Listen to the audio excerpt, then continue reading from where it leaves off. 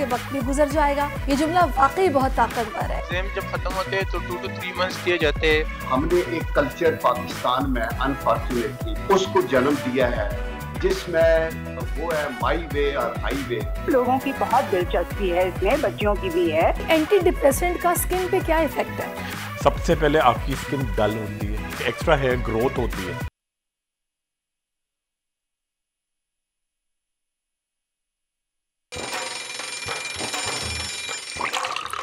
आजकल जिंदगी ही सुबह आउट ऑफ कंट्रोल है, दुनिया बोल है, मेरी दुनिया बोल है।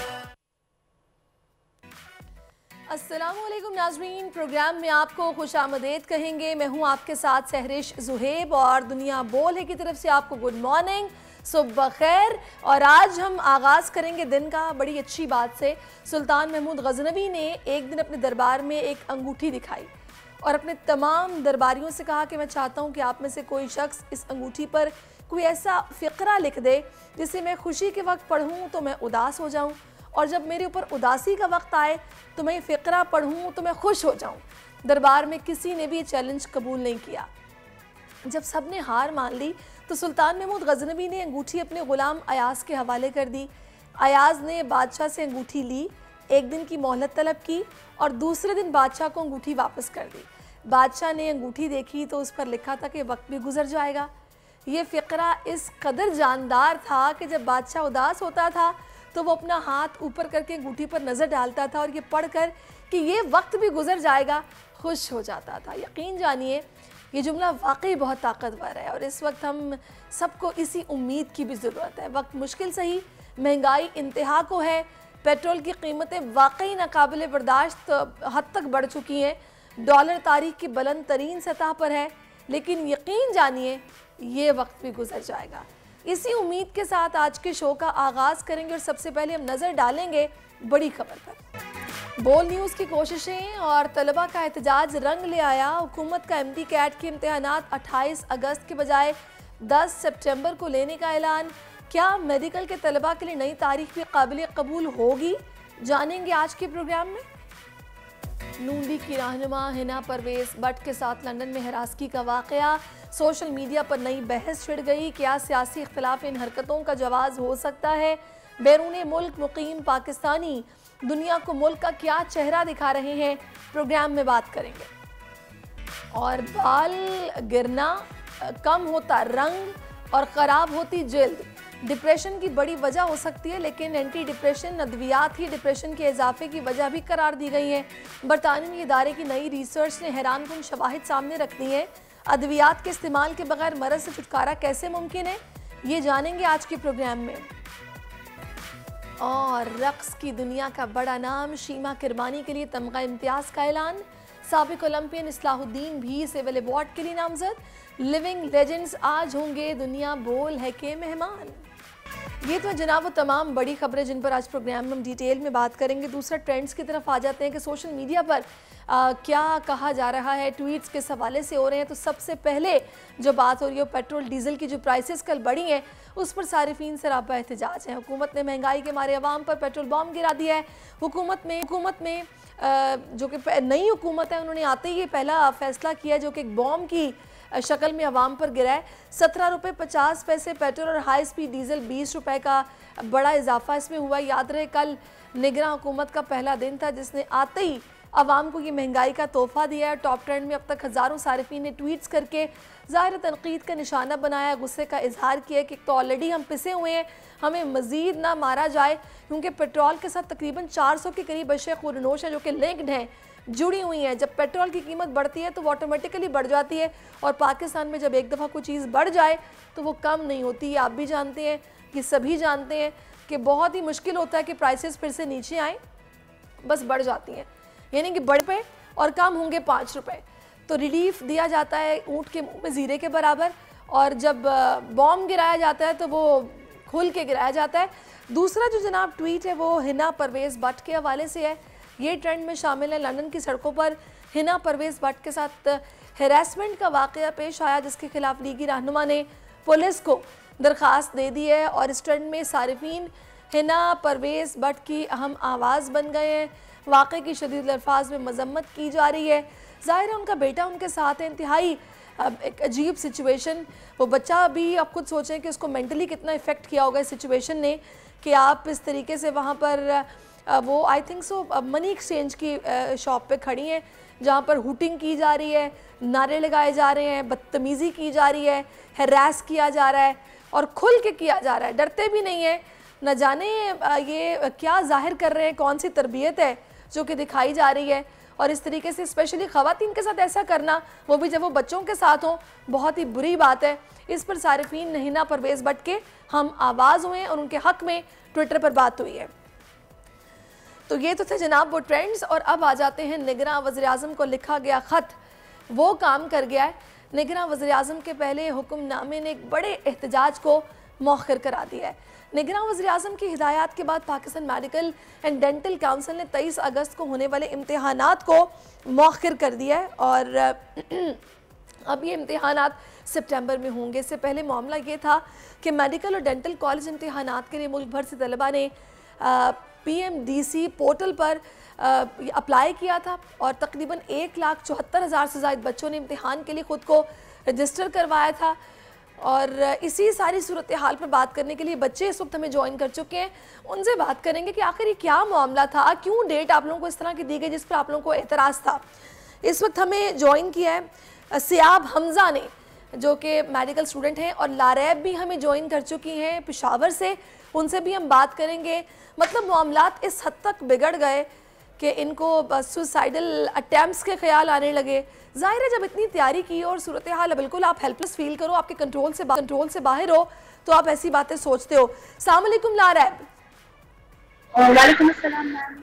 लारैब कैसी हैं आप? लारैब क्या सारी सूरत हाल आपके साथ पेश आई? मैं चाहूँगी कि आप अपनी कहानी खुद हमें सुनाएं। वालेकुम सलाम। ऐसा था PMDC जो है वो तो शुरू से खैर जालिम है और जुल्म करती आ रही है सारे स्टूडेंट्स पे। पहले PMC था, फिर PMDC था। हमें PMC से कोई मतलब जाती वो नहीं था कि PMC को इसलिए ख़त्म किया गया था कि वो बच्चों को आगे जाके रिलीफ दे PMDC की सूरत में। बट स्टिल जब PMDC एक्टिव हुई तो उन्होंने भी PMC की तरह ही हरकतें शुरू कर दी, जिसकी वजह से काफ़ी स्टूडेंट्स जो थे, लाइक हम तो थे बाकी सारे पंजाब से जैसे स्टूडेंट्स थे, USS एक्सेट्रा के, फेडरल के, सब इससे मतलब डीमोटिवेट हो गए। क्योंकि वैसे नॉर्मली टेस्ट हमारे पास जो था वो अक्टूबर नवंबर में कंडक्ट होता था, लेकिन इस टाइम जो था मतलब फौरन सडन जो है वो PMDC ने अनाउंसमेंट की कि टेस्ट हमारे पास जो है वो 27 अगस्त को कंडक्ट होगा। मतलब कोई रीजन नहीं थी, कोई खास इस तरह की इमरजेंसी नहीं थी। बस PMDC ने अपने मतलब खुद ही ना उन्होंने कोई काउंसिल की, ना कोई मीटिंग की, बस डायरेक्ट अनाउंसमेंट की 27 अगस्त को टेस्ट है। हालांकि हमारे खुद प्रैक्टिकल जो थे वो जुलाई के एंड में ख़त्म हुए। अभी तो बात मुल्तान और गुजरावाला बोर्ड के अभी भी प्रैक्टिकल चल रहे हैं जो कि 27 अगस्त के बाद ख़त्म होंगे। उसके बाद मैम आप लोगों को मतलब पता चल जाता है कि इंसान पे ना उस दो मतलब सिर्फ एमडीकैट का टेस्ट भी नहीं था, साथ में हमारे आर्मी मेडिकल कॉलेज के और भी टेस्ट थे, आगा खान मेडिकल कॉलेज के भी टेस्ट था। तो इतने सारे टेस्ट जब आप पर मतलब बर्डन बन जाते थे, ऑब्वियसली इंसान जो है वो सुसाइडल थॉट्स से आएंगे, उसको सुसाइड अटेम्प्ट करेगा। और PMDC मतलब बहुत ही जालिम है, बहुत ज़्यादा जालिम। मैंने इतने ज़्यादा स्टूडेंट ने सुसाइड अटेम्प्ट किए, हम खुद हॉस्पिटल में रह चुके हैं, बट स्टिल उन्होंने कुछ भी रिस्पॉन्स नहीं किया, कुछ भी नहीं किया अभी तक। मतलब लेकिन लारैब सही, अच्छा लारैब मुझे ये बताएगा कि आप लोगों ने इनसे वजह मालूम की कि आप क्यों इतनी जल्दी एग्जाम्स कंडक्ट करा रहे हैं, जब ये एग्जाम होते ही सितंबर अक्टूबर में है, तो इतनी उजलत में क्यों आप लोग एग्जाम्स ले रहे हैं? क्या बताया गया? जी मैम, उन्होंने बताया गया कि अभी जो है वो इलेक्शंस की वजह से हम जो है वो एग्जाम जल्दी कंडक्ट करें। हालांकि अभी तो जैसे केयरटेकर पाकिस्तान आए, प्राइम मिनिस्टर आए, तो उनको पता है कि 90 डेज बाद इलेक्शन जो है वो कंडक्ट होंगे, जो कि अक्टूबर के एंड में आते हैं। बट स्टिल उन्होंने हमें यही बात बताई कि पॉलिटिकल सिचुएशन कंट्री की बहुत ज़्यादा ख़राब है, ये है, मतलब उन्होंने पॉलिटिक्स को बीच में लाके खड़ा कर लिया हमारे एजुकेशन कि नहीं पॉलिटिक्स ऐसे हैं, अभी इलेक्शन होंगे, इलेक्शन की वजह से आपका टेस्ट दोबारा जो है वो इफेक्ट हो सकता है। तो बस उन्होंने हमारे लारैब मैं चाहूँगी आपसे कि आप कैमरा थोड़ा सा अपना ठीक कीजिए ताकि हम आपको देख सकें, आप प्रॉपरली हमसे बात कर सकें। और इतनी देर में हमजा सयाब आपकी तरफ, सयाब मुझे ये बताइएगा कि बड़ी एक अजीब सूरत हाल है। ठीक है, बहुत पढ़ना पड़ता है, बहुत पढ़ाई के बाद आप लोग खुद को प्रिपेयर करते हैं, डॉक्टर बनना आसान नहीं है, सभी जानते हैं। लेकिन मामलात इस हद तक आगे कि सुसाइडल अटेम्प्ट्स होने लगी। तकरीबन 7 तलबा बताए गए कि जिन्होंने खुदकुशी करने की कोशिश की है। आखिर क्यों मामलात यहाँ तक आए? मैम ये बात ऐसी थी। अस्सलाम वालेकुम ma'am, thank you for Bol news for giving us time and for giving us this opportunity to raise our voice. पहले तो सर मैम मैं यही बताऊंगा सर कि बोल न्यूज़ ने हमारा साथ दिया इन सब चीज़ों में और हमारी वॉइस को सारे कौम तक पहुंचा दिया। बात ये थी मैम कि पहले जब एफएससी के एग्ज़ाम्स चल रहे थे तो पीएमसी वालों ने ये ऐलान किया कि मतलब ईटा इमडिकेट पीएमडीसी का जो टेस्ट है वो 27 अगस्त को लिया जाएगा। उन्होंने हमें बगैर बताया बस थोड़ा सा टाइम दे दिया, तकरीबन 40 डेज थे कि अभी एग्जाम भी चल रहे थे, लास्ट पेपर था हमारा, 40 डेज दे दिए गए। उसके बाद ऐसा हुआ, नॉर्मली ऐसा होता नहीं है, मतलब एग्जाम जब खत्म होते हैं तो 2 to 3 मंथ्स दिए जाते हैं पीएमडीसी टेस्ट के प्रिपरेशन के लिए, लेकिन इस बार उन्होंने बहुत कम टाइम दे दिया और 27 अगस्त को शेड्यूल जारी कर दिया। फिर उसके बाद रजिस्ट्रेशन के इश्यूज आ गए इनके। 3 दिन तो उनका वेबसाइट नहीं खुल रहा था, तलबा रजिस्ट्रेशन कर रहे थे, 3 दिन वेबसाइट नहीं खुल रहा था। पहले उन्होंने ऑफिशियली अनाउंसमेंट की कि मतलब 3 अगस्त पे वो रजिस्ट्रेशन की लास्ट डेट है। फिर उसके बाद फिर से वो चेंज कर दिया, नोटिफिकेशन डिलीट कर दिया और 31 अगस्त को फिर से वो मतलब अपनी नोटिफिकेशन रिवर्स कर ली। That's not favourite students. उसके बाद में ऐसा हुआ ना कि वो मुहर्रम की छुट्टियां भी आ गई तो उसमें भी रजिस्ट्रेशन का मसला आ गया, तो बहुत से स्टूडेंट इससे क्रिटिसाइज हो गए। फिर सोशल मीडिया पे हमने ट्रेंड चलाई, हमने बहुत प्रोटेस्ट की। कभी एक को मेंशन करते थे, कभी दूसरे को मेंशन करते थे, कभी एक एंकर से कांटेक्ट करते के कभी दूसरे से करते थे। फिर किसी ने हमारी नहीं सुनी, फिर अरबाब जहांगीर साहब ने हमारी सुनी। मसला ये था मैम कि स्टूडेंट अंदर ही अंदर से ख़त्म हो रहे थे, हम सारे डिप्रेशन का शिकार हो रहे थे। मैं अभी भी 3 दिन से नहीं सोया हूँ इसी वजह से कि मतलब क्या करें, हम किसको मेंशन कर ले, कहाँ से ले आए। फिर उसके बाद मैंने ट्राई कर ली ताकि मैं मतलब लेटर लिख सकूँ, फिर मैंने लेटर भी लिख दिया। अच्छा, आपने निगरान वज़ीर-ए-आज़म को लेटर लिखा है, मुझे पहले ये बताइएगा कि लेटर आपने जब लिखा उसके बाद आपको रिस्पॉन्स आया, कब आया, कैसे आया, कुछ बताइए। जब मैंने लेटर लिख दिया तो उसी रात मेरा अरबाब जहांगीर साहब ने के साथ मुझे उसका व्हाट्सअप नंबर कहीं से मिला, तो मैंने अरबाब जहांगीर साहब से कांटेक्ट की, बोल न्यूज़ का जो सीनियर इनकम पर्सन है मैम, तो उन्होंने मेरी बात सुन ली। हेलो जी सुन रही हूँ आपको, बताइए। उन्होंने मेरी बात सुन ली और मेरे साथ कांटेक्ट किया, मुझे कहा कि मुझे डिटेल्स दीजिए। मैंने उनको सारी डिटेल्स दे दी और फिर उनको मैंने वो लेटर भी सेंड कर दी जिनमें मैंने सारे पॉइंट्स लिखे थे, सुसाइड अटेम्प्ट और सब कुछ वगैरह। तो फिर जब मैंने उनको वो सारी डिटेल्स दे दी तो उन्होंने उस पर वीडियो बनाई और फिर अपने प्रोग्राम में भी उन्होंने शेयर की। तो सबसे ज़्यादा तो बोल न्यूज़ को क्रेडिट जाता है कि उन्होंने हमारी वॉइस को रेज किया। अभी मैं आपकी तरफ वापस आती हूँ, मुझे ला रहा है आप ये बताइएगा 10 सितंबर अब आप लोगों का टेस्ट है, फिर से संडे का दिन होगा, अब आप लोग सेटिस्फाई हैं इस डेट से? मैं सेटिस्फाई तो नहीं है, लेकिन वो कहते हैं कि चले बेहतर है कि इतना हमने हमारे आगे एक्सटेंड की डेट को।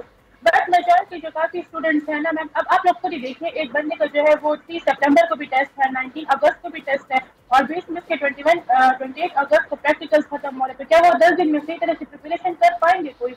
और मतलब 52 चैप्टर्स हैं मैम हर सब्जेक्ट के। आपको पता है कि मेडिकल के टेस्ट इतने इजी नहीं होते, उसके लिए काफ़ी ट्रिक्स हमें पढ़नी पड़ती हैं, काफ़ी हमें वो स्टडी करनी पड़ती है और 10 डेज मुझे नहीं लगता कि इनफ है। इनको मैक्सिमम में 1 मंथ देना चाहिए ताकि हम अच्छी तरह प्रिपरेशन कर सकें। और ये लोग जो बहाने बना रहे हैं ना कि टेस्ट हम किसने जल्दी कंडक्ट करें कि ये मसला, कोई भी मसला नहीं है मैम। सारे जो है आज तक जो लास्ट 4-5 ईयर के टेस्ट हमारे पास नवंबर में ही कंडक्ट होते आ रहे हैं। लास्ट ईयर का टेस्ट भी 13 नवंबर को कंडक्ट हुआ था। फिर कुछ टाइम हालांकि लास्ट से काफी आप लोगों को खुद पता कितने बुरे हालात थे मुल्क में, वो फ्लड वगैरह आए हुए थे, बहुत सारे पॉलिटिकल सिचुएशन जो थी वो ऐसी थी कि मुल्क में खराब थे, लेकिन फिर भी स्टिल टेस्ट 13 नवंबर को कंडक्ट हुआ हमारे साथ और साथ ही साथ एडमिशन के प्रोसेस भी बिल्कुल स्मूथली हमारे साथ हुए, जो कि जनवरी के एंड में कंप्लीट हो गए और क्लासेज हमारे पास नॉर्मली फ्लैट में स्टार्ट हो गई थी मेडिकल एंड डेंटल कॉलेजेस की। बट स्टिल पीएमडीसी जो है मैं सिर्फ इतना कहना चाहूँगी ना कि पीएमडीसी ने हमें बहुत ज़्यादा जो है ना डिमोटिवेट किया है। मतलब इतना कोई ख़राब हमें किया ना हमारी ज़हनी हालात को ना कि अब दिल से दुआएं निकलती है PMDC के लिए, और तो दुआ तो हम देने से सयाब हमजा, आप ये बताइएगा कि आप क्या दरख्वास्त करेंगे हुकूमत से? ये जो शिकवे लारैब भी कर रही हैं PMDC से, क्या आपके भी आप यही शिकवे हैं?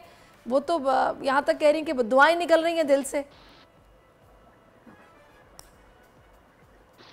मेरे सिर्फ नहीं, सारे स्टूडेंट्स यही कह रहे हैं, वो सारे बददुआएं दे रहे हैं, कोई भी इनको अच्छा नहीं कह रहा, सारे गालियां ही दे रहे हैं उनको, इनके ऊपर मतलब जो भी है इनको शर्म आनी चाहिए, ये ऐसे डिसीजन लेते हैं। और फिर मैम जब ये नोटिफिकेशन आता है, फिर उनको 4 अगस्त को ऐसा हुआ ना, 4 अगस्त को मतलब उन्होंने एनए कमेटी ने बुलाया, एनए हेल्थ कमेटी ने, और उनके साथ मीटिंग की, और ये PMDC ऑफिशियल ने उनको यकीन दहानी करवाई कि हम जाके इस पे मीटिंग कर लेंगे, और उन्होंने उनको बोल दिया कि 2 वीक्स डिले कर दो। तो जब ये PMDC वाला ने PMDC ऑफिशियल्स ने उनको यकीन दिलाई करवाई कि हम इस पे मीटिंग करेंगे, फिर कोई भी मीटिंग नहीं हुई। अभी भी जो 10 तारीख दी गई है, क्या आपके ख्याल में आप इससे मुतमईन नहीं? आप भी यही कहते हैं कि 1 महीना मिलना चाहिए था पूरा? मैम अभी ये तो नहीं ठीक, 2 वीक्स डिले तो अभी भी नहीं ठीक मैम, ये तो अभी भी फेयर नहीं है ना।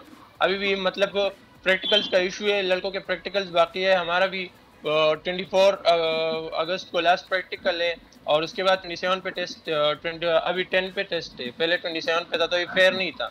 अभी ऐसे भी लड़के पंजाब बोर्ड्स के जिनके 28 और 26 को लास्ट प्रैक्टिकल्स है, तो ये तो अभी भी फेयर नहीं है। लेकिन फिर भी क्या कह सकते हैं, PMDC की यही नहीं, लेकिन आप अपने आप पे यकीन रखें, आपने मेहनत की है तो यकीनी तौर पर आपको इसका फल मिलेगा। आपने कौन सा सिर्फ अपने पेपर से 1 हफ्ता पहले पढ़ के पेपर देना है, जब आपने सारा टाइम मेहनत की है तो इंशाल्लाह आप क्वालिफाई कर जाएंगे।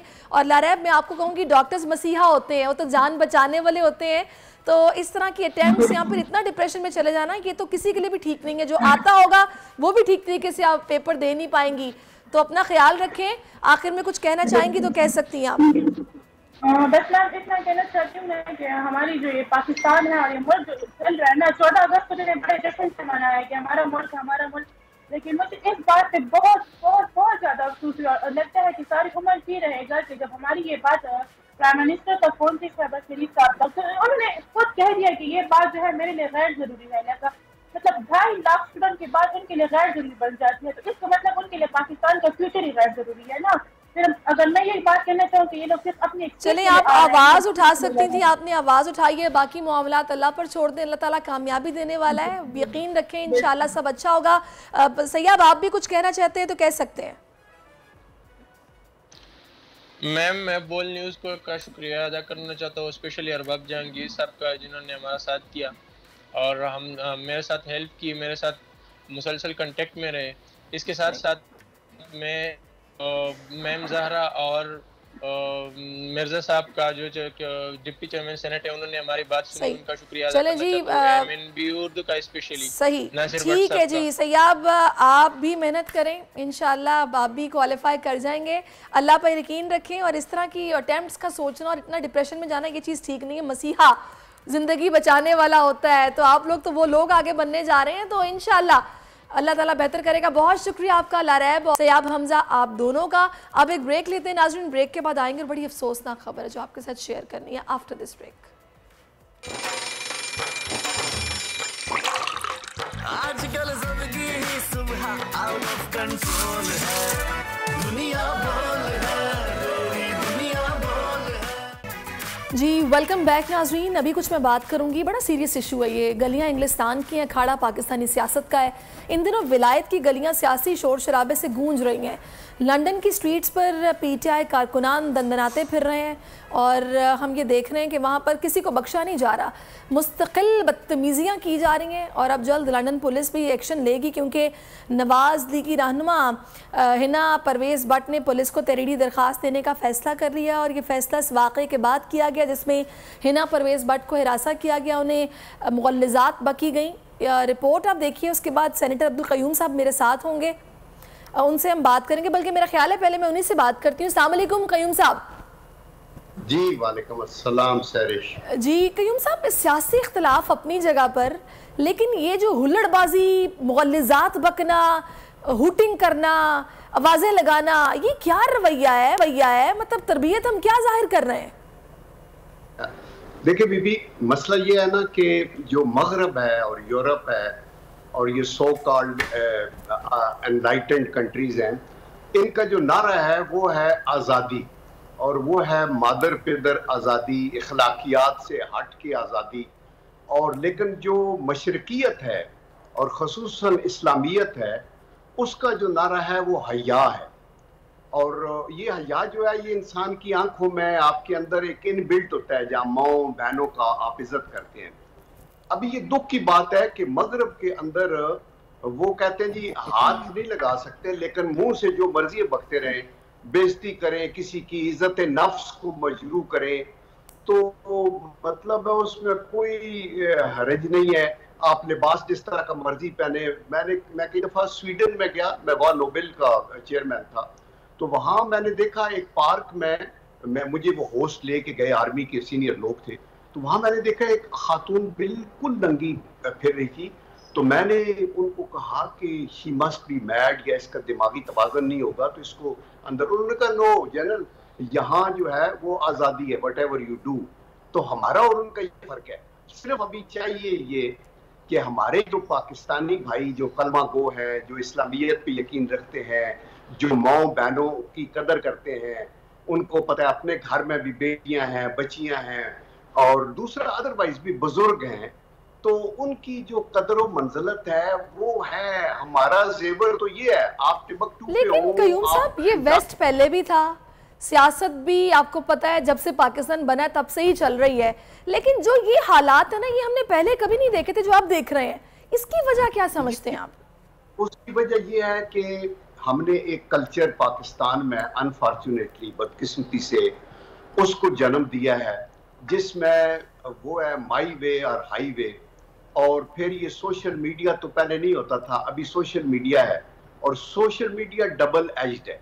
इसमें बहुत से नॉलेज की, बहुत सी मुफीद चीज़ें, बहुत सी चीज़ें हो सकती हैं, लेकिन एट द सेम टाइम इससे आप लोगों को स्टैप भी कर सकते हैं। अनफॉर्चुनेटली जो बेरा रवि का शिकार है हमारे लोग, यूथ भी और कई बड़े लोग भी बिल्कुल डिरेल हुए हैं। वो ये समझते हैं कि जो उनकी बात से इत्तफाक ना करे वो मतलब है कि ऑलमोस्ट उसको तो कोई जो मर्जी पनिशमेंट दे और उसको बेइज्जत करे। तो मेरा ख्याल में ये तो देखिए, नबी करीम सल्लल्लाहु अलैहि वसल्लम जब गलियों से गुजरते थे ना, तो एक खातून उन पे कूड़ा करकट फेंकती थी, तो एक दिन, और वो माइंड नहीं करते थे, चले जाते थे, मस्जिद में नमाज पढ़ी, वापस एक दफा गए तो वो नहीं थी, तो उन्होंने कहा कि ये किधर है खातून आज? तो उन्होंने कहा ये बीमार है, तो दैट इज वाई। तो वो उसके घर चले गए बीमारी की, आप बीमार कुर्सी करने के लिए। मतलब है ये हमारा फिलॉसफी है अपनी इस्लाम की, ये इंसानियत की फिलॉसफी होनी चाहिए, क्योंकि जो इस्लाम है वो एक आफाकी रिलीजन है। वो बिल्कुल आपने बजा फरमाया। मुझे ये बताएगा कि बाप का ताल्लुक एक सियासी जमात से है, सियासी जमात किस तरह काम करती है, सियासी लीडर का क्या किरदार होता है, ये आप बड़ी अच्छे तरीके से समझते हैं। मैं चाहूँगी थोड़ा सा बताइएगा कि अगर ये सो कॉल्ड किसी जमात से लिंक्ड है या किसी जमात के वर्कर्स हैं, तो किसकी जिम्मेदारी है इनकी तरबियत करना, ये इन्हें बताना कि ये आप गलत कर रहे हैं, यहीं पर रुक जाएं? देखिए, ये ऑफ कोर्स लीडरशिप होता है ना। अगर लीडर जो है आपको इस तरह का सबक दे कि हम लेके आ रहे हैं बहुत बड़ा मार्च और हम तबाह बर्बाद कर देंगे, हम इस्लामाबाद में पहुंच रहे हैं, हम ये कर रहे हैं। अभी आप देखें कई पुराने लीडरों की है कि रहो जलाओ उड़ा दो, कोई ना देखो, इनको पकड़ लेंगे, इनकी किसी को मूछे पकड़ के लटकाएंगे, किसी को ये कल्चर किसने जन्म दिया, जिसका नतीजा क्या निकला? आप ये देखें कि उसकी कल्बिनेशन 9 मई वाले थी। ये नौजवान हमारे जिनकी आगे बहुत लंबी जिंदगी पड़ी हुई है, जिन्होंने जिंदगी में बहुत कुछ करना है, उनको हमने एक ऐसी लाइन पे लगा दिया है जिसके अंदर उनकी आंखें भी बंद हो गई हैं, कान भी बंद हो गए हैं और दिमाग भी मफलूज होकर रह गया है, और वो ये कहते हैं कि बस एक आदमी के पीछे चलना है। तो इसलिए लीडरशिप जो होती है ना, वही उनको रास्ता दिखाती है, वही उनको आगे लेके जाती है। तो ये जो कल्चर तहरीक इंसाफ ने किया है, पिच किया है, ये बड़ी अनफॉर्चुनेट है।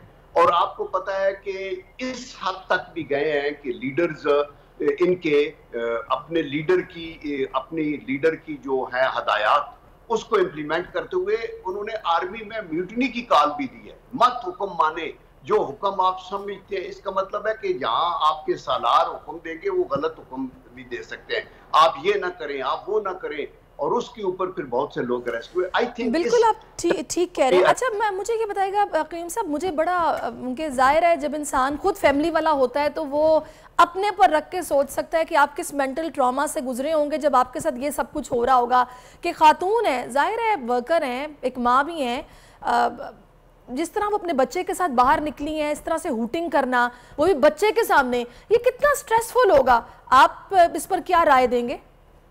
देखिए ऑफ कोर्स बीबी, ये इससे ज्यादा एक ह्यूमिलेशन क्या होती है? आप अपने बच्चों के साथ हैं या आप अपनी बहनों के साथ हैं या भाइयों के साथ हैं, वालिदैन, और आपको जो कमेंट्स उसको और जो गालियां दी हैं, आप ये तो टीवी पे बहुत कुछ नहीं आया ना, नंगी गालियां, और ये रिफ्लेक्ट करती है आपकी फैमिली बैकग्राउंड कि किस बैकग्राउंड से ये बंदा है और ये कहाँ पहुंचे। तो इनका जो है इस ट्रेंड को अरेस्ट करने की जरूरत है।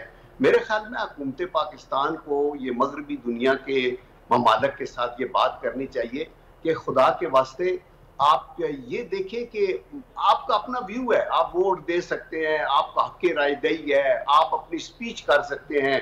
वहाँ इंग्लैंड में उन्होंने जब करते तो हाइड पार्क में जाके वो जो मर्जी है कहते रहे, लेकिन ये कभी आपने नहीं सुना होगा कि जी बाजार में वो टोनी ब्लेयर जा रहा है या उनका बोरिस जॉनसन जा रहा है या कोई लीडर या कोई मार्गरेट थैचर जा रही है तो उसको उन्होंने बुरा भला और गालियां दी हुई हो और ये कहो कि ये ऐसे नहीं, मतलब है ये आपके अखलाकियात से गिरी हुई बातें हैं और मेरे ख्याल में इसको अनपनिश नहीं जाना चाहिए। पहले आपने देखा मस्जिद नबी में मरियम औरंगजेब के खिलाफ क्या कुछ हुआ, अभी ये वो कोई जगह है वहां, यानी कहीं भी नहीं होना चाहिए, तो मस्जिद नबी में तो आप अपने बिल्कुल आप ठीक कह रहे हैं सेनेटर साहब, आप बिल्कुल सही कह रहे हैं। और फ्रीडम ऑफ स्पीच का ये मतलब नहीं है कि आप जहां मर्जी किसी के जज्बात को मजरू करें या फिर आप किसी को जलील करने की कोशिश करें, मौलज़ात बकें, ये आप अपनी तरबियत शो कर रहे हैं, ये बिल्कुल गलत बात है। मेरा ख्याल है आपने बिल्कुल ठीक कहा है कि इस पर हुकूमत पाकिस्तान को इन ममालिक के सरबराहान से बात करनी चाहिए ताकि इस पर भी कुछ ना कुछ हो और वहाँ कानून हरकत में आए।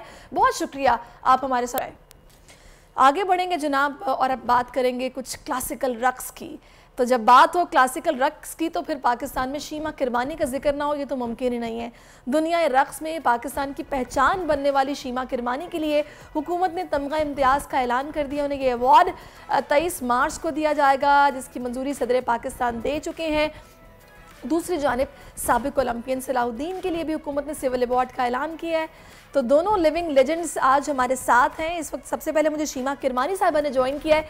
शीमा साहिबा, अस्सलाम वालेकुम and welcome to our show.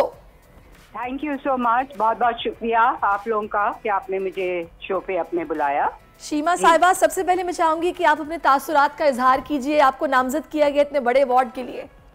जी हाँ, मुझे सबसे पहली बात तो ये कहूँ कि मुझे बहुत ताज्जुब हुआ था जब ये, क्योंकि आपको पता है पाकिस्तान में रक्स का क्या सूरत हाल है, तो बहुत ताज्जुब की बात है कि इसको पहचान और एक्नॉलेजमेंट मिल रहा है। तो मुझे बहुत खुशी है इस बात की, ये नहीं कि मुझे अवार्ड मिल रहा है, मगर मैं समझती हूँ इस आर्ट फॉर्म को, एक इतनी खूबसूरत फ़न को मुझे तो उसके लिए ये अवार्ड लगता है। और ये फ़न जो हमारी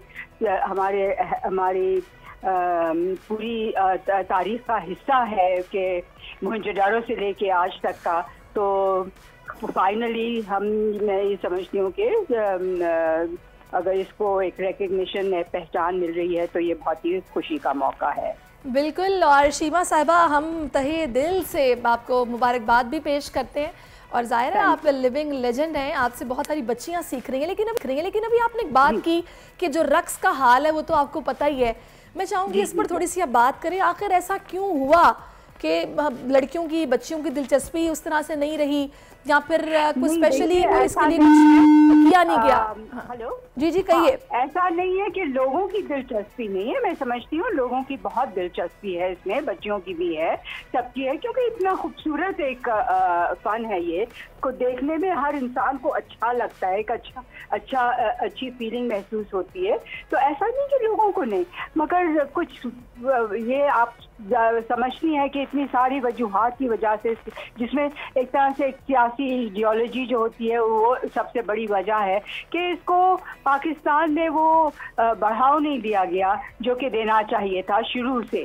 आपको पता है सारे फ़नून लतीफ़ा को कम मिला है, और जो कि मिसाल के तौर पे दूसरे मुल्कों में होता है कि बच्चे रक़्स सीखते हैं, मौसीकी सीखते हैं, ड्रामा सीखते हैं। ये चीज़ें एक तरबियत का हिस्सा और तालीम का हिस्सा होना चाहिए, ये हमारे यहाँ नहीं हुआ है, तो इस वजह से ये मसला रहा। अच्छा शीमा साहिबा, अगर हम एज़ कम्पेयर टू हमसाया ममालिक जो हमारे हैं, भारत स्पेशली, अगर वहाँ देखा जाए तो वहाँ बहुत ज़्यादा इस पर फोकस है, बच्चियाँ सीखती भी हैं। फिर हमें फिल्म इंडस्ट्री में अपनी मूवीज़ में उनकी ये नज़र आता है कि वहाँ पर इस पर काम हो रहा है और नज़र भी आ रहा है। हमारी मूवीज़ में हम बहुत ज़्यादा, ख़ास तौर पर अगर रक्स की बात की जाए तो हमने वेस्ट को फॉलो करना शुरू कर दिया है। आखिर ऐसा क्यों है? हमारा माइंडसेट उस तरफ क्यों चला गया?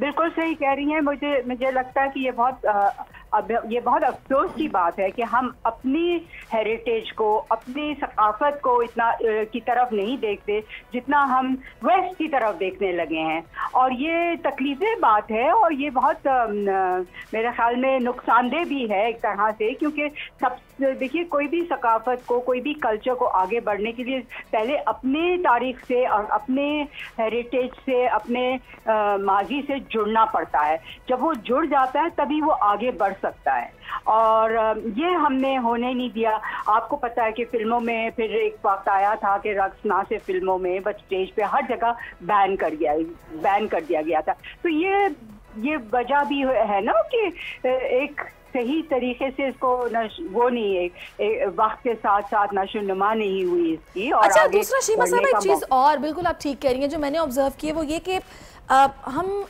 इस रक्स में देखते हैं कि रोमांस को अगर आपने एक्सप्रेस करना है अपनी बॉडी लैंग्वेज से तो आप कितने अच्छे अंदाज में कर सकते हैं, लेकिन अब जो रोमांस दिखाया जाता है वो तो ये चीज़ ही नहीं है। वो तो मेरा ख्याल है कि शायद आप समझ रही हैं मैं क्या कहना चाह रही हूँ। जी जी तो जी ऐसा क्यों है? तो असल में मुझे ये लगता है कि अफसोस की बात ये है कि हमारी ज़िंदगियों में से खूबसूरती, रोमांस, प्यार, मोहब्बत, ये चीज़ें ख़त्म होती जा रही हैं और हमें इस तरह से बांटा गया है, नफ़रतें फैलाई गई हैं, तो ये हर चीज़ पे असरअंदाज होता है ना। ये सारी चीज़ें, ये सिर्फ एक तरफ इसका असर नहीं दिखता, इसका हमारी सारी ज़िंदगी में असर दिखता है कि हम किस तरह का आर्ट क्रिएट करते हैं, किस किस्म की मौसीकी क्रिएट करते हैं। ये सारी चीज़ों का पे असर होता है इस चीज़ का कि आप अपने माजी से जुड़ना नहीं चाहते, उसको पहचानना नहीं चाहते। कुछ साल 71 गुजरा तो उसको भूल गया,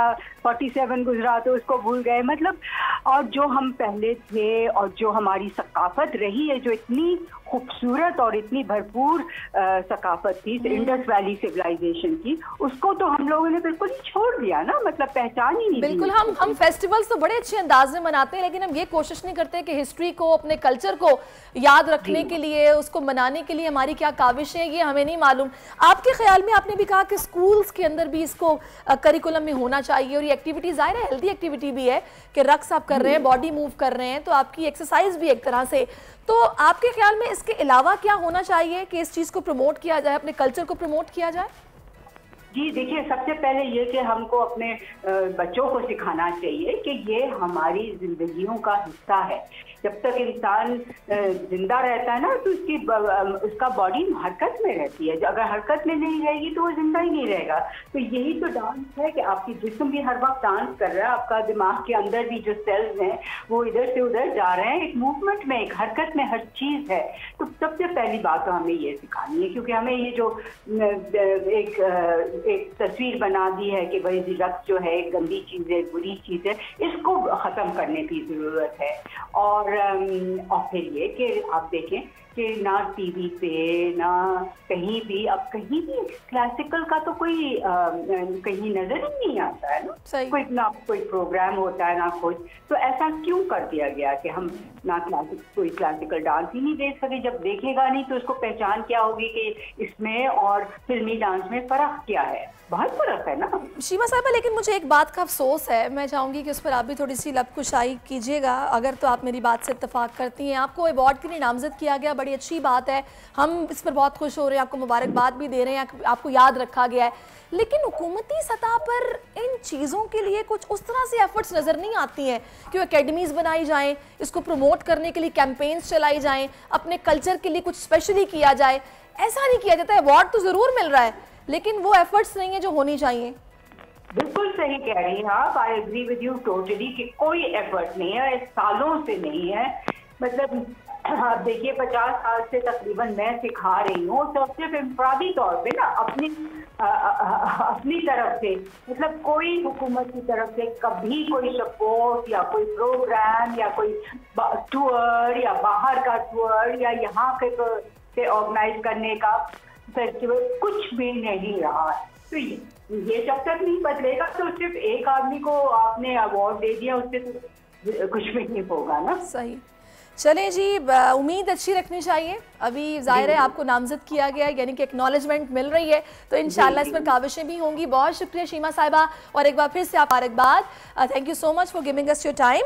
और अब जनाब आगे बढ़ेंगे। जैसा कि अभी हम बात कर रहे थे कि आर्ट है ये एक, और आर्ट की कदर करना, उसको एक्नॉलेजमेंट देना, ये बहुत ज़रूरी है। आर्टिस्ट के लिए यही सब कुछ होता है। मैं बात करूँगी कोक स्टूडियो से शोहरत पाने वाले गुलकार असद अब्बास की, जो कि शदीद अलालत के बाद इंतकाल कर गए हैं। 4 जुलाई 2023 को असद अब्बास हमारे मेहमान बने थे। मैंने उनसे बात की थी और यकीन कीजिए उस वक्त भी मेरा दिल बहुत दुखी था, और मैं बार बार ये कह रही थी कि इन्हें क्यों अपील करना पड़ रही है, इनकी कोई मदद करे। जाहिर है अब स्टार्स हमारा असासा है, और बस यही कहूँगी नाज़रीन की ज़िंदगी एक पानी का बुलबुला है आपके सामने। अल्लाह ताला इनकी मग़फ़िरत फरमाए, इनको जन्नतुल फ़िरदौस में आला मकाम अता फरमाए। जितनी इन्होंने तकलीफ़ इस दुनिया में बर्दाश्त की है, इसी दुआ के साथ एक ब्रेक लेती हूँ, ब्रेक के बाद वापस आती हूँ।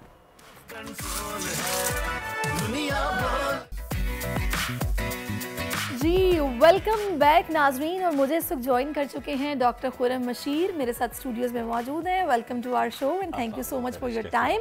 और आज माशाल्लाह बड़े स्मार्ट लग रहे हैं आप, ब्लैक कलर की टी शर्ट में, लगता है खूब जिमिंग शिमिंग डाइटिंग वाइटिंग चल रही है। खैर इस पर बात करते हैं। अभी एक और मुद्दा है जिस पर बात करना ज़रूरी है, वो है जनाब शहबाज हुकूमत के जाते ही हुकूमत ने महंगाई के मारे अवाम पर पेट्रोल बॉम्ब गिरा दिया है। कीमत में 17 रुपये 50 पैसे का बड़ा इजाफा किया है, और अब पेट्रोल जनाब 290 रुपये 45 पैसे फी लीटर हो गया है। जितने लोगों ने ये एक्स्ट्रा बिला वजह की बाइक्स और गाड़ियाँ चलाई हैं ना 14 अगस्त पे, वो सोच रहे होंगे पेट्रोल बिला वजह का जलाया होता तो चलो थोड़ा सा और यूज़ हो जाता। पाकिस्तानी कौम है ना, फिर इस तरह के ख्यालात आने शुरू हो जाते हैं। एनी हाउ, डॉलर के मुकाबले में रुपए की बेकदरी जारी है। गुज़श्ता रोज़ ओपन मार्केट में डॉलर की कीमत में 4 रुपये का बड़ा इजाफा हुआ है, और ओपन मार्केट में डॉलर 300 रुपये में फ़रोख्त उसकी जारी है। इसी सारी सूरत हाल पे बात करने के लिए इकोनॉमिक एक्सपर्ट है खाकान नजीब साहब मुझे ज्वाइन कर चुके हैं। खाकान साहब अस्सलाम वालेकुम। वालेकुम अस्सलाम जी। खाकान साहब, आपको इफेक्ट किया है पेट्रोल प्राइसेस ने, या फिर आप रिलैक्स हैं, आपको आइडिया था, मेंटली प्रिपेयर थे आप? देखिए, मैं तो कुछ दिन पहले भी ये कहा था कि इंटरनेशनल मार्केट्स चूँकि मैं देखता हूँ, इंटरनेशनल मार्केट में कीमत बढ़ गई है, रुपए की कदर में ऑब्वियसली एक वीकनेस है। उन दोनों को जब मैं कंबाइन करता हूँ तो पेट्रोल की कीमत 20 रुपये के इर्द गिर्द तब्दील हो जाएगी। तो उसी को देखते हुए आपने देखा कि पेट्रोल की कीमत, डीजल की कीमत तकरीबन उसके इर्द गिर्द जो है वो तब्दील हो गई। और ये चीज़ जो है ये इसलिए है कि पाकिस्तान की एक कमज़ोर इकानमी है। पाकिस्तान की कंजर्वेशन जो कि करनी चाहिए थी सारी दुनिया ने की, जब उस वक्त कीमतें यूक्रेन की वजह से भी बढ़ रही थी। हमने शायद उस तरफ कम तवज्जो दी, हम तो दुकानें भी शाम को बंद करने को तैयार नहीं थे। दूसरा, एक एनर्जी का ओवरऑल सेटअप है पाकिस्तान में, वो एक ऐसा इकोसिस्टम है जो कि एक स्ट्रेस में है। जैसे मतलब ये आसान तरीन लफ्ज़ है, सबसे ज़्यादा जो स्ट्रेस में है पाकिस्तान की इकॉनमी का जुज़, वो पाकिस्तान का एनर्जी सेक्टर है। ब्लीड कर रहा है पाकिस्तान को, मिक्स एनर्जी का जो है वो महंगा है, IPPs के मुआहदे ठीक होने वाले हैं, पाकिस्तान के डिस्कोस को प्राइवेटाइज करना है, जेनकोस को प्राइवेटाइज करना है, ये सब काम करना है। जब ये सब काम करेंगे तो पाकिस्तान का एनर्जी मिक्स ठीक होगा। बिल्कुल ठीक है खाकान साहब, रिफॉर्म्स की तो हमें बेहद ज़रूरत है, अशद ज़रूरत है। मुझे ये बताएगा कि अभी जब एक गवर्नमेंट स्टेबल हुई तो हमने देखा कि कुछ मार्केट में भी स्टेबिलिटी आई, चीज़ों को इस्तेहकाम मिला। अब चूंकि हम केयर टेकअप सेटअप की तरफ आए हैं तो काबीना तश्कील पानी है, इसको थोड़ा टाइम लगेगा। क्या ये वजह है कि नून लीग की हुकूमत जाते ही हम लोगों को ये नज़र आ रही है मार्केट की बुरी हालत?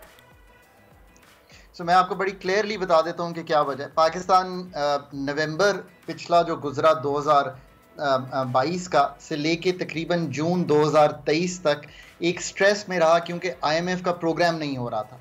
फिर थोड़ी सी जो बेहतरी दिखाई दी वो इसलिए दी कि IMF का एक नया प्रोग्राम आ गया। हम एक प्रोग्राम इनकम्प्लीट छोड़ के एक नए प्रोग्राम में चले गए। आपके जो डॉलर रिजर्व्स थे वो लिटरली डबल हो गए। 4.25 अरब डॉलर के रिजर्व्स थे वो 8.7 अरब डॉलर पे चले गए। तो एक लोगों को उम्मीद बंधी कि हम आगे चले हैं। एक्चुअली ये हुआ है कि आप लोग फील कर रहे हैं और हम समझ रहे हैं। अब इससे क्या मतलब है, जो जुलाई के नंबर्स हैं पाकिस्तान के वो अच्छे नहीं आए हैं। पाकिस्तान की एक्सपोर्ट्स गिर गई हैं, पाकिस्तान की रेमिटेंसेस गिर गई हैं।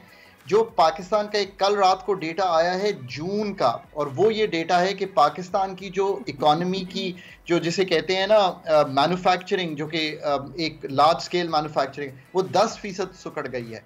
जब मैं इन सब नंबर्स को देखता हूं तो जो इस वक्त दिखाई दे रहा है वही दिखाई देना चाहिए था। लेकिन खाकान साहब, हमने पीछे देखा कि मार्केट में जब एकदम बूम आया, लोगों ने अपना प्रॉफिट निकाला, रुपए को इस्तेहकाम मिला, तो ये सिचुएशन भी तो पॉलिटिकल स्टेबिलिटी से जुड़ी हुई थी। तो क्या ये फैक्टर इन्वॉल्व नहीं है इसमें? ये आपकी बात दुरुस्त है, और वो सब यूफोरिया जो था वो ये था कि पाकिस्तान की जो मार्केट्स हैं वो डिफॉल्ट लेवल पर ट्रेड कर रही थी। ये बहुत ज़रूरी है समझने के लिए कि हुआ क्या था। वो इतनी सस्ती हो गई थी कि मतलब वो 2 या 3 प्राइस टू अर्निंग्स पे बहुत ही सस्ता ट्रेड कर रही थी, क्योंकि हर मार्केट जो है पाकिस्तान की बॉन्ड मार्केट इंटरनेशनली, जो $1 का बॉन्ड था वो लोग 40 सेंट में बेचने को तैयार हो गए थे। क्यों तैयार हो गए थे? क्योंकि वो ये सोचते थे कि ये शायद हुकूमत पाकिस्तान स्टेट इसको ऑनर नहीं कर पाएगी। स्टॉक मार्केट भी वैसे ही ट्रेड कर रही थी।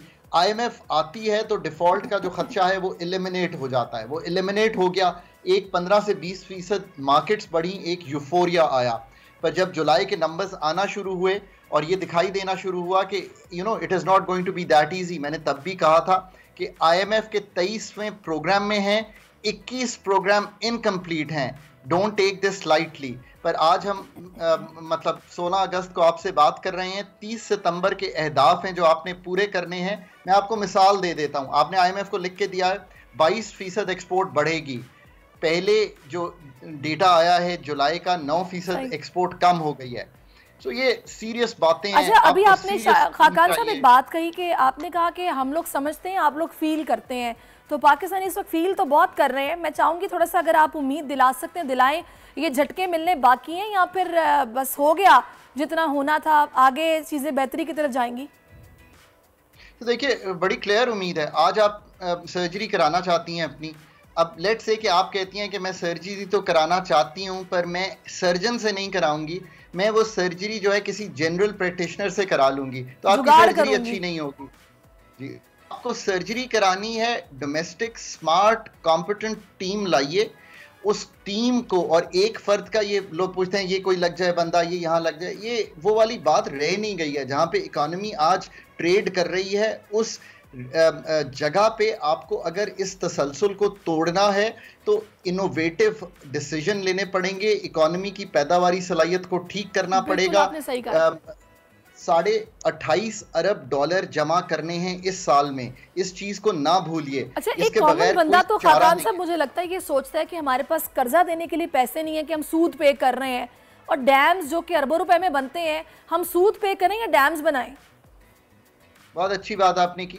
पाकिस्तान का जो डेवलपमेंट एक्सपेंडिचर है बड़े ही एहतराम से बहुत से लोगों को जो सरकार में भी हैं और लीड भी करते रहे इन चीज़ों को, उसको अगर आप ये सोचते हैं कि मतलब इसी तरह हम प्रोजेक्ट्स पे चलाते रहेंगे, बहुत सा क्लीन अप करने की ज़रूरत है।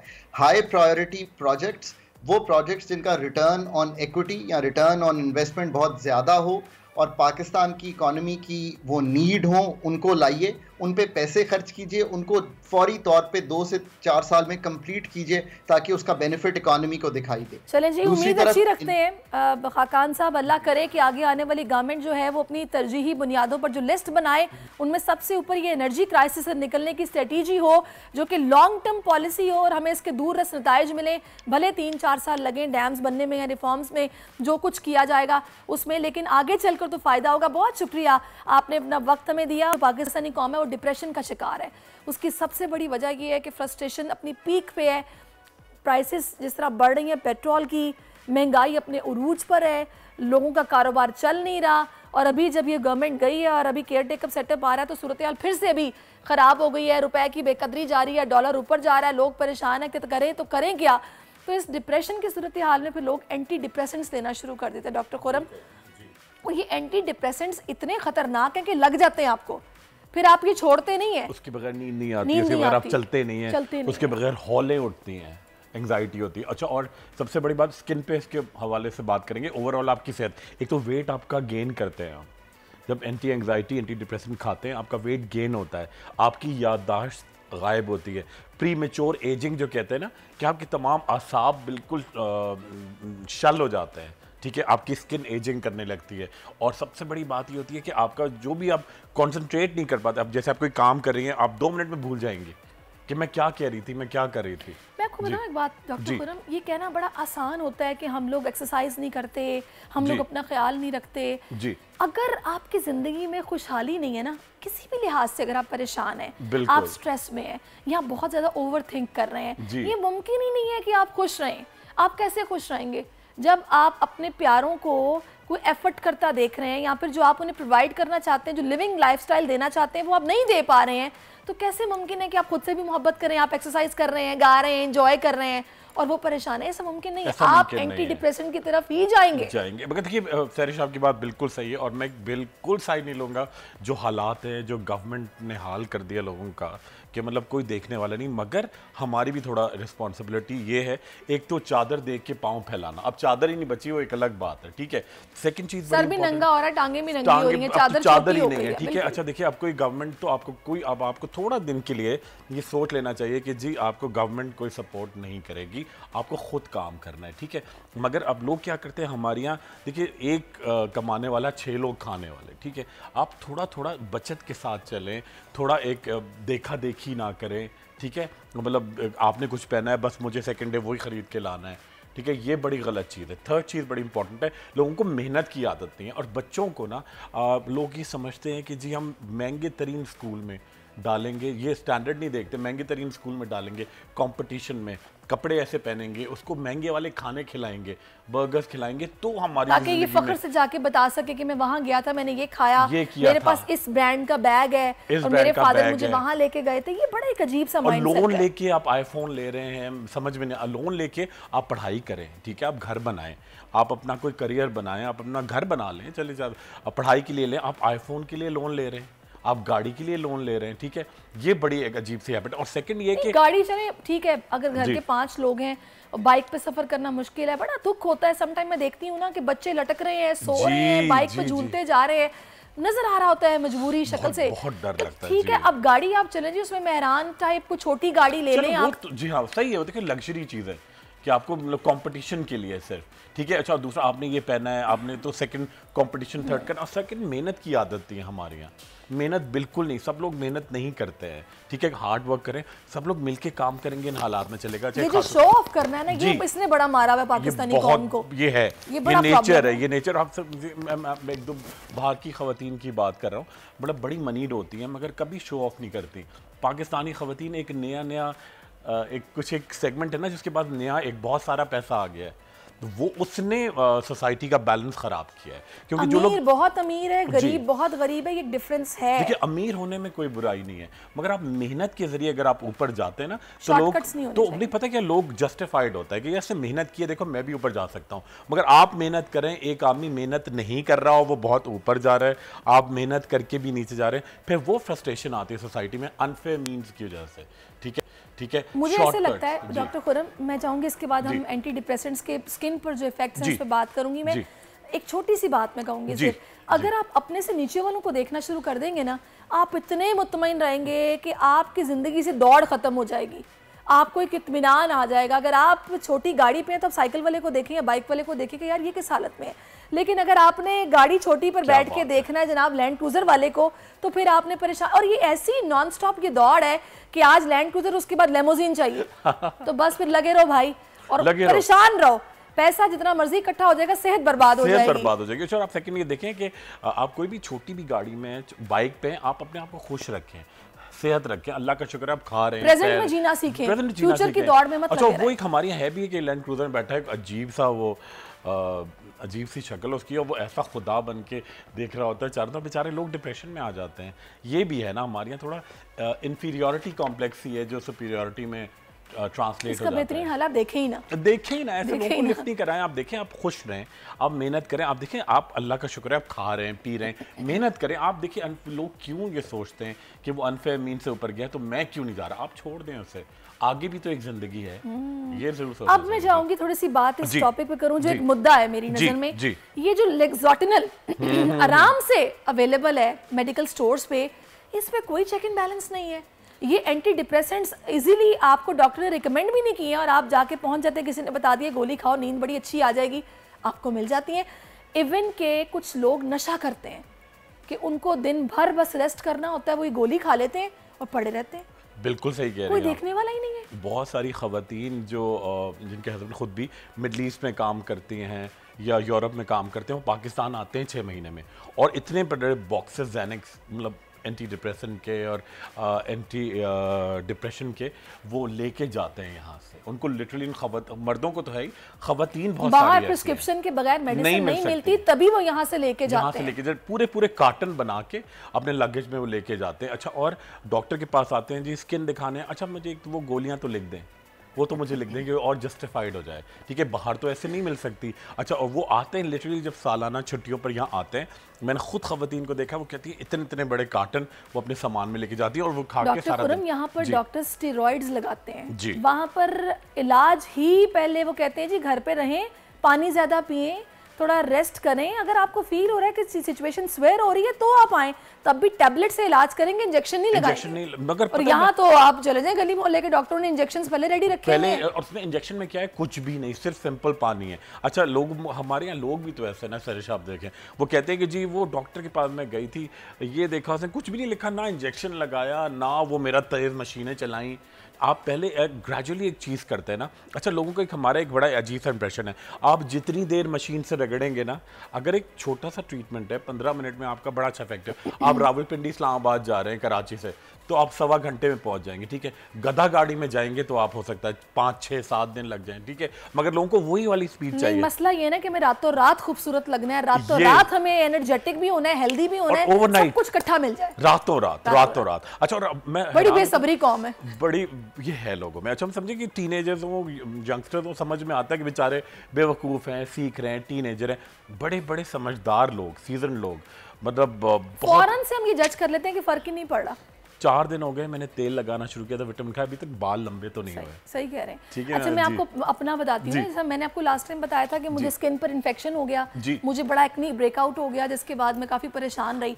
अभी तक वो ठीक नहीं हुआ, मेरे इस चीक पर आप देखें अभी भी पिंपल्स हैं, बिल्कुल, लेकिन मैं इस बात को समझ चुकी हूँ कि ये आहिस्ता आहिस्ता ठीक होना है। अगर मैं चाहूंगी कि रातों रात में इस पे कुछ लगाऊं और दिन में ये दाने खत्म हुए हों, ये मुमकिन नहीं है, बर्न हो जाएगी, जल जाएगी। हाँ, बिल्कुल बर्न हो जाएगी। लोग ये करते हैं, आप देखिए, बिल्कुल ये ग्रेजुअली जा रहा है और मेरे ख्याल है 10 डेज में ये गायब हो जाएगा, आहिस्ता आहिस्ता खुद ब खुद शेड होगा। अच्छा, जब आपकी स्किन शेड हो रही है, लोग समझते हैं कि जी शेड का मतलब उसी वक्त निकाल दो, उसी वक्त पीलिंग का मतलब है स्किन छील दो। पीलिंग का मतलब ये नहीं कि अनोइंगली आपकी स्किन अच्छी हो रही है, आपके आहिस्ता आहिस्ता रिंकल्स जा रहे हैं। मतलब जो हमारे आ जाते हैं पढ़ाई की वजह से, लैपटॉप पे पूरी रात बैठे हुए हैं, पानी नहीं पी रहे, खाने का नहीं, मेकअप इतना, लाइटें इधर भागे उधर भागे, तो प्री मैच्योर एजिंग भी आती है। खासतौर पे क्रोज फीट आते हैं, लाफ लाइन्स बढ़ जाती हैं। उसके लिए कहते हैं जी तेज पीलिंग करो, ऐसी करो जो जलन हो। लिटरली अब हर चीज़ तेज, ओवरनाइट तेज। ये एंटी डिप्रेसेंट का स्किन पे क्या इफेक्ट है? सबसे पहले आपकी स्किन डल होती है, ठीक है। स्वेलिंग, आपने आंखों के नीचे बैग्स देखे होंगे, वो बहुत ज़्यादा डेवलप होते हैं, बिल्कुल पेल स्किन हो जाती है, ठीक है। उसके अलावा उसमें आपके एक्स्ट्रा हेयर ग्रोथ होती है, आपके गैर ज़रूरी बालों का अफजाइश होती है। चौथी चीज़ जो बड़ी इंपॉर्टेंट है कि आपकी स्किन बिल्कुल लिटरली, एक बड़ा उर्दू का वर्ड है, थल थल करने लगती है, ठीक है। मस्कुलैरिटी लूज हो जाती है, बिल्कुल वो अपनी हड्डियाँ छोड़ देती है, ठीक है, क्योंकि आपके बड़ी फ्लफी स्किन हो जाती है। अच्छा, और सेकंड ये होता है कि लोग ये बात क्यों नहीं समझते कि ये जो आपकी स्किन है ना जी, अगर आपका अंदर ठीक है तो ये अच्छी लगेगी, अगर आपके अंदर किसी भी चीज़ की डेफिशिएंसी है तो वो आपके चेहरे पर नजर आएगा। लोग ये समझते ही नहीं है। स्किन तो देखें सबसे बड़ा ऑर्गन है, आप जो खाते हैं वही आपके अंदर लगता है। अच्छा, सबसे बड़ी बात है कि स्किन तो है ही, साथ में हड्डियां बड़ी इंपॉर्टेंट है। हम समझते हैं सिर्फ स्किन को टाइट कर लो, हड्डियां बुरबुरी हो रही हैं, उससे स्किन लटकती है। अच्छा, अभी मैंने एक खातून की ट्रीटमेंट शुरू की, तो मैंने उनको पूरा, वो बड़ी अच्छी खबर, थोड़ा डरी हुई थी ना, मैंने उनको सब गाइड किया कि जी आप ये चीज़ें इस्तेमाल करें, कोई इरिटेशन नहीं होगी। उनका मैंने 4 क्रीमें मिला के लगा ली, फिर एक डॉक्टर के पास गई, तेज़ ट्रीटमेंट करा लिया। मैंने कहा नहीं, आप ग्रेजुअली करें, फिर अपनी डाइट अच्छी करें। मैंने कहा आप पालक खाएं, आप लोबिया खाएं, आप चने खाएं, आप छोले खाएं। वो कह रही हैं देखिए मैं आजकल डाइटिंग पर हूँ, तो मैं ये चीज़ें नहीं खा सकती। मैं ये थोड़ी कह रहा हूँ कि आप 2-2 किलो ये खाएं। आप अपनी समझ नहीं आ रही है, चने लोबिया तो लोग डाइटिंग में खाते हैं। चने लोबिया, मैंने कहा चने लोबिया, पालक, चुकंदर का रायता, ठीक है, मलका मसूर की ब्राउन दाल, कभी कभी आपने थोड़ी सी कलेजी खा ली, 1 कप दूध पिए, दूध भी वो नहीं गाढ़ा वाला नहीं, फुल नहीं, बिल्कुल आपने इतना दूध लिया और बाकी पानी मिला के छाछ वो पिए। और मैं उनको ये नहीं कह रहा कि ये सारी चीज़ें एक ही दिन में इकट्ठी 2-2 किलो खानी है। वो कहती हैं, वो लोग समझते हैं आप उनको डाइट का बताएं तो समझते हैं कि जी खाने को कह रहे हैं। मैं तो खवातीन को ये मशवरा दूंगी कि आप हर हफ्ते ना पहले से प्लान बनाएं। जो इंटरेस्ट लेती हैं अपने घर के किचन में, वो हर हफ्ते का प्लान पहले बनाएं कि इस दिन सब्जी बनेगी, इस दिन फिश बनेगी, इस दिन मीट बनेगा, इस दिन दाल बनेगी, इस दिन कड़ी बनेगी। इस तरह आप अपनी सेहत का ख्याल रख सकते हैं। बजट भी आपका कंट्रोल में आएगा। और समझिए इससे होता क्या है कि बच्चों को ना, वो कहती है कोई बात नहीं, आजकल तो ऐसा बुरा ट्रेंड आ गया, मैरिनेट करके सब रखा होता है, फटाफट ओवन में डालो, निकालो, चलो मेरा भाई जाओ। बल्कि वो भी उससे भी इजी है ना, रात में आपने उठाया 2 बजे, भूख लग रही है ना, क्या मसला है, वो मंगा लो, ठीक है, तो उसके बाद इतना खिलेंगे वो चीज़। वो समझती है जी उसको बच्चे को खूब अच्छा खाना खिलाया पेट भर के, और वो बच्चा उसकी बिल्कुल स्टंट ग्रोथ हो जाती है, मतलब उसकी मतलब हाइट नहीं बढ़ती। देखा कि अब जो जनरेशन आ रही है उनके कद भी लंबे नहीं है जी, उनकी रंगत जो है वो सांवली है, उनके सरों पर बाल नहीं है। पहले इतनी मोटी छुटियां खवातीन की होती थी, आजकल की बच्चियों के पतले पतले बाल, चश्मे लगे हुए हैं, बुरी हालत है। उसकी वजह यह है कि आप अपने बच्चों की डाइट का ख्याल नहीं रख रहे। खुद स्लिम एंड स्मार्ट रहने के लिए जो कर रहे हैं जी, फाके कर रहे हैं, भूखे रह रहे हैं, और जब खाने के लिए जनाब इतने से चिप्स खा लें, कुछ नहीं होता, कुछ नहीं और होता। ये इंटरमिटेंट फास्टिंग्स जो चल रही हैं वो बच्चों को इफेक्ट कर रही है। अभी का उनका खाया हुआ बाद में काम आएगा। अब समझिए मैं एक 16 साल की बच्ची, बिल्कुल 15 साल ऐसी, तो उसकी माँ के साथ आई ना, तो वो कि जी उसको वेट, मैंने कहा देखो आपको पूरा रिजीम बना के देता हूँ, आप थोड़ा खेला करो, मुझे एक्सरसाइज अच्छी नहीं लगती, अच्छा जी थोड़ा जॉगिंग करो, मुझे पसंद नहीं साइकिलिंग वगैरह, ठीक है, गेम्स, मैंने कहा गेम्स खेला करो, नहीं वो खेलती हूँ रोजाना नेट पे, मोबाइल पे। अच्छा, मैं तो मम्मी ने कहा इंटरमिटेंट फास्टिंग किया करो, 15 साल की वो हुई नहीं है, इंटरमिटेंट फास्टिंग हो रही है, मतलब उसका। और इंटरमिटेंट फास्टिंग कर भी कैसे रहे हैं कि पूरा दिन 16-17 घंटे भूखा रहने के बाद KFC का बर्गर खा लिया, एक पूरे ब्रोस्ट खा रहे हैं, ठीक है, और उसके बाद वो जो ड्रिंक्स होती हैं वो पी रहे हैं। अच्छा, और कीटो डाइट वो पता नहीं कहाँ से सीख। अगर आप एक बैलेंस डाइट लें जिसमें तमाम सब्जियां हो, दालें हो, कीटो डाइट 13-14 साल की बच्ची माँ करवा रही है कीटो डाइट, जी बड़ी अच्छी है। उस बच्ची का इतनी वो मतलब बिल्कुल सूख तो वो गई है, मगर उसकी स्वेलिंग नहीं आ जाती बॉडी पे, बाल झड़ने शुरू हो गए, माथा इतना चौड़ा, 14 साल में माथा यहाँ पर, बाल सारे झड़ गए, ठीक है, eyebrows, eyelashes, pre mature greying नहीं होती, ये वाइट बीच में से 13-14 साल में कीटो डाइट हो रही है। कीटो डाइट 13-14 साल, पता है कहाँ से पढ़ के ये कंक्लूजन इस सारी गुफ्तगू का डॉक्टर खुरम बस ये है कि आप बजाय इसके कि एंटी डिप्रेसेंट्स की तरफ जाएं जो कि आपकी स्किन को इफेक्ट करें, आप खुद से मोहब्बत करना शुरू करें, हेल्दी खाएं ताकि ज्यादा जिएं और अपनों से प्यार करें, खुश रहें, सब कुछ ठीक हो जाएगा। क्या बात, और कम खाएं और मिल बांट के खाएं, बिल्कुल ये बड़ा इंपॉर्टेंट, बिल्कुल सही कह रहे हैं, मिल बांट के खाएं, अकेले बर्गर नहीं खाना। और ये 16-16 घंटे के इंटरमिटेंट फास्ट, ये आप जुल्म कर रहे हैं, अपनी सेहत के साथ ज्यादती कर रहे हैं, ब्लंडर कर रहे हैं आप। मेरा ख्याल है कि आपको कुछ गाइडलाइंस मिली होंगी, उम्मीद है कि आप उस पर अमल भी करेंगे।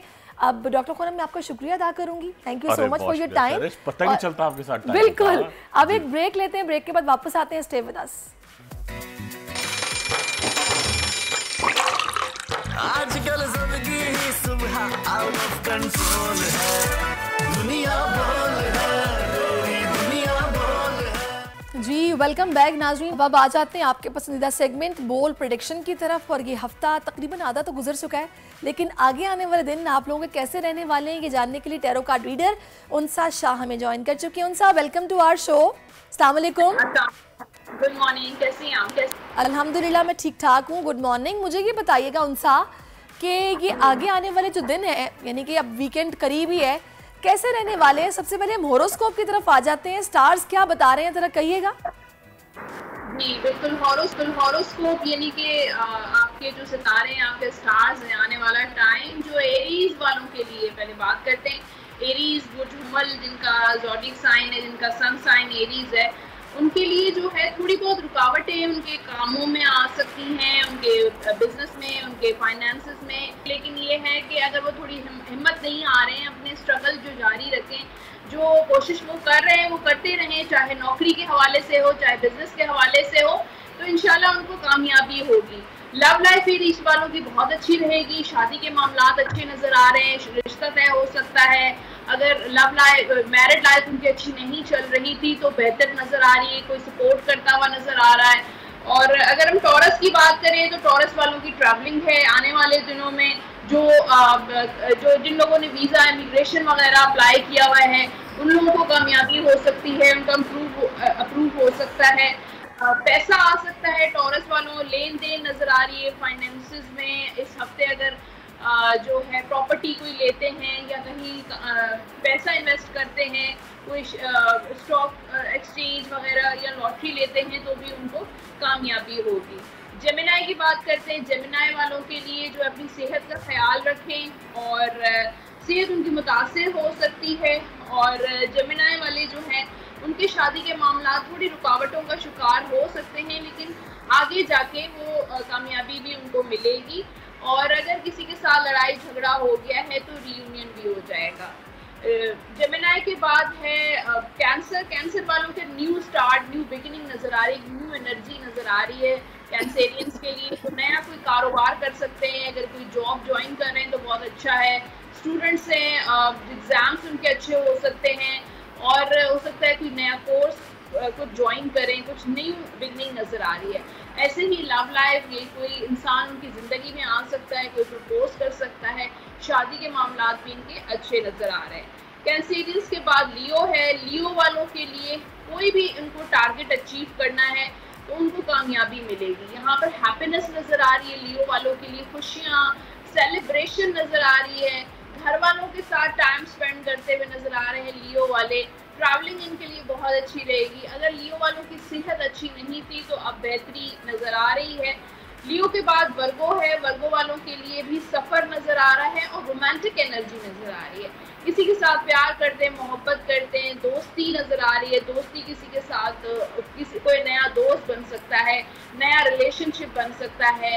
लव लाइफ या जो मैरिड लाइफ अच्छी नहीं थी तो उसमें बेहतरी नज़र आ रही है, एक न्यू बिगिनिंग, न्यू एनर्जी नज़र आ रही है। बिजनेस में थोड़ा रिस्क ज़रा कम लें, कि लोगों पे ज़रा ट्रस्ट ज़रा कम करें, अदरवाइज धोखा भी उनको मिल सकता है। लिब्रा वाले जो हैं वो थोड़े कंफ्यूजन का शिकार हो सकते हैं, कंफ्यूज हो सकते हैं अपने स्पेशली लव लाइफ या मैरिड लाइफ को लेकर। हो सकता है 2 प्रपोजल्स आ जाएं उनके पास और कंफ्यूज हों कि कौन सा प्रपोजल मेरे लिए सही है। 2 इंसान उनकी ज़िंदगी में हों लिब्रा वालों की। अच्छा, ये लोग भी जो है ना पैसा जहाँ पे भी उनको इन्वेस्ट करना है, बिजनेस करना चाह रहे हैं तो बहुत सोच समझ के करें, ट्रस्ट नहीं करें वरना इनको डिसअपॉइंटमेंट भी मिल सकती है, धोखा भी, इनके फ्रॉड कोई कर सकता है, इनको कोई चीट कर सकता है। तो सोच समझ के फैसले करें, बी प्रैक्टिकल और बी कॉन्फिडेंट। लिब्रा के बाद स्कॉर्पियो। स्कॉर्पियो वालों के लव मामला थोड़ी सी मुतासिर हो सकते हैं, मैरिड लाइफ थोड़ी इफेक्ट होती हुई नज़र आ रही है। और जो है वो अगर कोई प्रपोजल आता है तो सोच समझ के फैसला करें। ज़ाहिर पूरी ज़िंदगी का मामला होता है, इमोशनल होने की ज़रूरत नहीं है। जो लोग लव मैरिज की तरफ जा रहे हैं वो आगे की सोचें, फ्यूचर की सोचें कि क्या फ्यूचर उनके लिए यहाँ पर बेहतर है। यानी सिंपली दिमाग से ज़्यादा सोचें, दिल से कम सोचें। दिमाग से सोचें, दिल से सोचें, लेकिन प्रैक्टिकल सोचें कि फ्यूचर के बारे में सोचें कि फ्यूचर जो है वो वहाँ कहाँ पे सिक्योर है उनका। अच्छा, कोई ऐसा कोई दोस्त उनका बन सकता है, स्कॉर्पियो का दोस्ती का हाथ बढ़ा सकता है, आगे जाके वो उनको हर्ट कर सकता है, डिसअपॉइंट कर सकता है।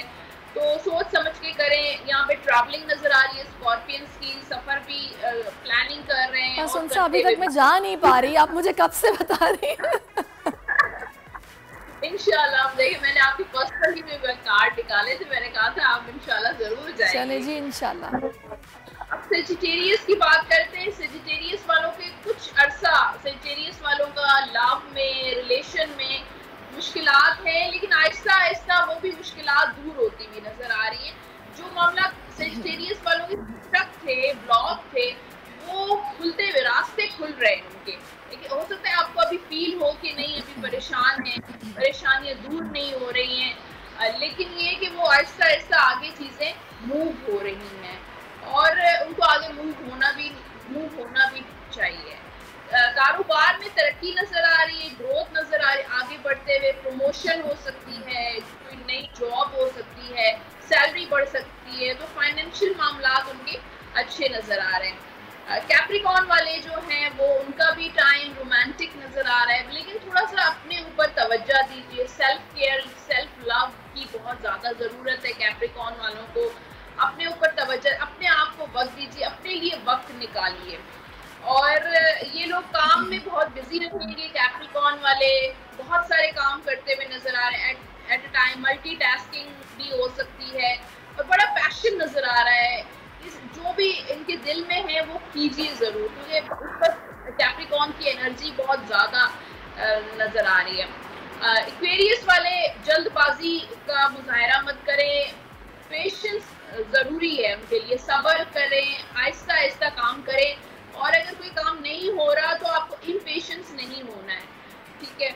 अच्छा, अब जो है चाहे वो शादी के मामलात हो, बिजनेस के मामलात हो, कोई पुरानी बातें उनको याद आ सकती हैं, क्योंकि पुराना दोस्त, कोई भी ऐसी चीज़ उनके जहन में बार बार उनको एक्वेरियस वालों को तंग करेगी। कुछ रिग्रेट्स भी हैं, हो सकता है कोई काम किया उन्होंने, बिजनेस में पैसा लगाया, वहाँ पे लॉस हुआ, तो वो चीज़ अभी तक उनके जहन में रहेगी, बार बार जो है उनके माइंड में आएगी। पैसा खर्च होता हुआ नजर आ रहा है एक्वेरियस वालों का। स्पाइसेस वाले थोड़ा लव लाइफ में जो है डिसअपॉइंटमेंट नजर आ रही है, इतना खुश नजर नहीं आ रहे अपनी घरेलू जिंदगी में, अपनी शादी में या अपनी लव लाइफ में। स्पाइसेस वाले इतने मुझे हैप्पी नजर नहीं आ रहे, थोड़े परेशानी का सामना करना पड़ सकता है, लेकिन ऑब्वियसली ये एक वक्ती टाइम पीरियड है। स्पाइसेस वाले अपने काम के हवाले से इनकी बहुत ज़बरदस्त है, कोई नया प्रोजेक्ट मिल सकता है, पैसा आता हुआ नज़र आ रहा है, सैलरी बढ़ सकती है।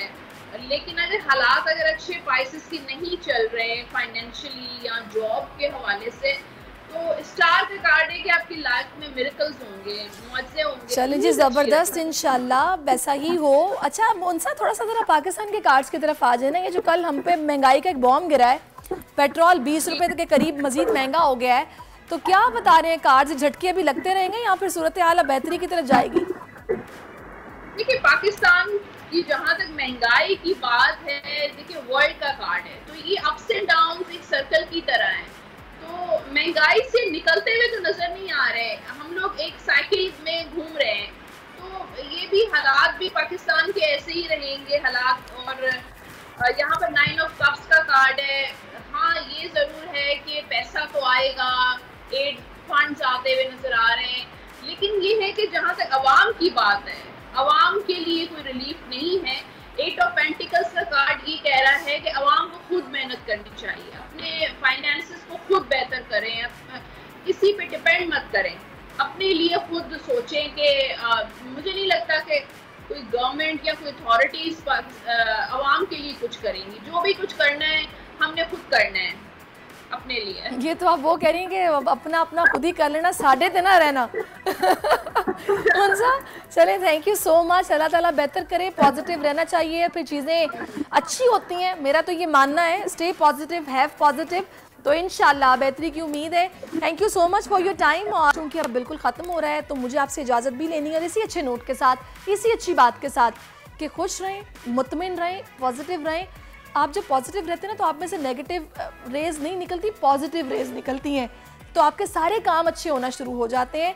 तो स्टे पॉजिटिव, हैव पॉजिटिव। इंशाल्लाह कल फिर से मिलेंगे, कल तक के लिए अल्लाह हाफ़िज़। आजकल जिंदगी ही सुबह आउट ऑफ कंट्रोल है, दुनिया बोल है, दुनिया बोल है। आप लोग इस मुल्क पाकिस्तान में आजाद हैं। सहाफती उसूलों पर कारबंद बोल न्यूज ने रखी रिवायत बरकरार। बोल न्यूज की जानिब से देखने वालों को यौम आज़ादी की बेहद मुबारकबाद। मुल्क भर से जश्न आज़ादी की तकरीबात बोल ने दिखाई अपनी स्क्रीन पर। पाकिस्तान के 76वें यौम आज़ादी का जश्न, बोल ने सुनाई पाकिस्तान जिंदाबाद के नारों की गूंज। बोल की सबसे बड़ी ट्रांसमिशन में पाकिस्तान का नाम रोशन करने वालों ने दिए कौम को पैगामात। बेपनाह मुश्किलात का सामना करके इस मुल्क को हासिल किया। आज़ाद कौमों को बहुत सी कुर्बानियाँ देनी पड़ती हैं। 76 वालियों में आज़ादी का दिन जोश खरोश के साथ मना, क्योंकि जिंदाबाद पाकिस्तान ये है बोल की पहचान।